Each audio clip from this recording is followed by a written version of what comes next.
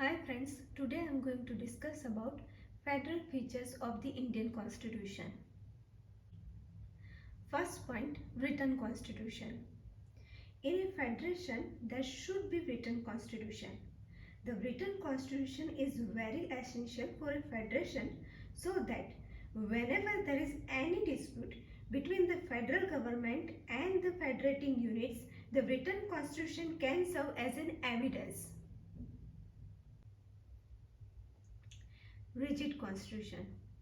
Generally for a federation, the constitution is also rigid so that it cannot be changed at the whims of the union government. It is simply means that of amending the constitution should not remain exclusively with either the central or state governments. A constitution of country is considered to be a permanent document. It is the supreme law of land. This supremacy of the constitution can only be maintained if the method of amendment is rigid.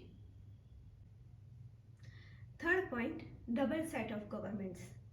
For a federation, there is a double set of governments. One government is at the center and one in each of federating units. Similarly, in India, we find there is a union government at the center and there are separate governments at the state levels. Fourth point, division of powers. In a federal constitution, there must be division of powers between the central government and the federating units. In India also, there is a division of powers between the central government and the states. There are 100 subjects in the union list over which the union government has the power to make the laws. In the state list, there are 61 subjects and there is another concurrent list over which both the union government and the state governments can make laws. In this list, there are 52 subjects. Fifth point, two houses of the parliament.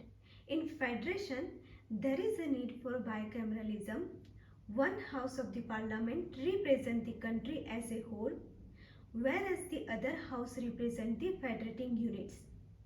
In India, we have a Lok Sabha which represents the country as a whole, whereas in the Rajya Sabha, the members from a different states are represented.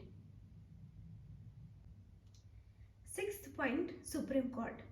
In federation, there is a need of a Supreme Court also. The Supreme Court protects the constitution and resolves the disputes between the union government and the federating units. It is also protects the rights of the citizen. In India, we have a Supreme Court which have been performing all above mentioned functions. Constitution as the main law of the land. Another important feature of a federation is the supremacy of the constitution. In other words, the constitution is the supreme law of the land. The union government and the state governments derive their authority from the constitution.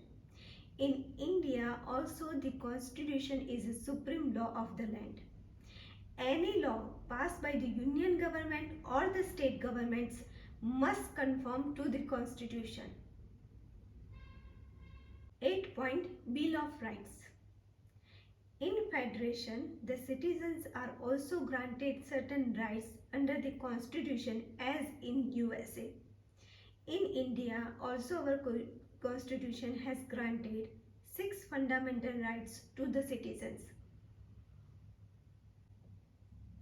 Thank you.